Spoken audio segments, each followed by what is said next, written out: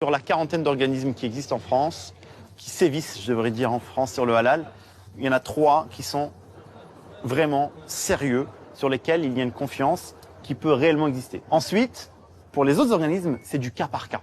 C'est ça le problème. Il y a certains organismes où, par principe, Al-Shop boycotte, parce qu'il y a un tel laxisme qu'au final, on ne peut pas prendre de risques. Parce que moi-même, je ne suis pas rassuré. Après avoir été sur place, après avoir vu des abattoirs certifiés par cet organisme-là, on se dit waouh, waouh, waouh, waouh, il y a trop de magouilles. Je préfère me retirer que de rentrer et mettre mon pied là-dedans.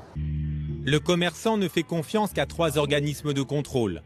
Halal Service, AVS et l'association rituelle de la mosquée de Lyon. Il a écarté les autres, il ne veut pas offrir des produits douteux à ses clients. Il dénonce l'absence totale de réglementation sur le halal. Aujourd'hui, comme il n'y a pas de cahier des charges clair, n'importe qui peut devenir un acteur du halal et un acteur de traçabilité.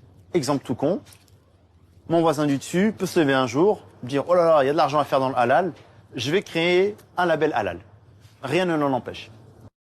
Ça, c'est vrai que c'est une dinguerie que je me suis toujours posée parce qu'au final, enfin, je sais pas, vous, les musulmans et les non-musulmans qui ont déjà testé le halal, moi, je vois pas de différence de goût. Donc après, c'est chacun me dira ce qu'il en pense.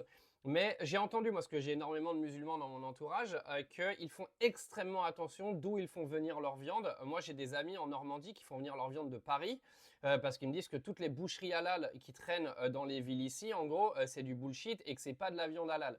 Donc, est-ce que vous pensez que énormément de boucheries halal font juste ça pour se faire du fric et en gros ne respectent absolument pas leur clientèle? Vous faites confiance à quelle marque? Parce que j'ai même entendu récemment que Isla Délice n'est pas une bonne filiale non plus à utiliser. Donc, c'est vrai que le choix il doit être extrêmement compliqué là, franchement.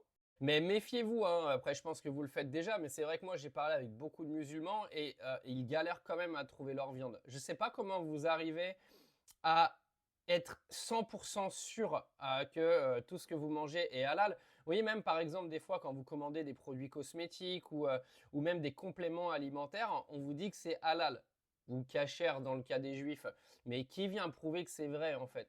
Parce que en fait, tu peux faire n'importe quel bullshit, dire que c'est halal, parce que moi, je peux vous dire que même les Français là qui passent leur temps à venir dire que le halal envahit leur truc, ils mangeront jamais du halal et tout. Je suis sûr qu'eux-mêmes, ils ont mangé du halal sans le savoir, parce que je pense qu'il n'y a aucune transparence à ce niveau-là et que de toute façon, ils ne remarqueraient même pas la différence au niveau du goût, parce qu'on est bien d'accord que le halal, c'est plus une histoire d'abattage et de croyances religieuses que de goût en lui-même. Enfin, moi, je sais pas, hein, j'ai mangé halal et non halal, je vois pas la différence en fait. Au fond, je pense que c'est qu'une histoire de croyance, non? Bon, après, à vous de me dire, hein, mais est-ce que vous arrivez à trouver vos bonnes chaînes pour acheter vos viandes? C'est vraiment la question que je me pose dans ce pays.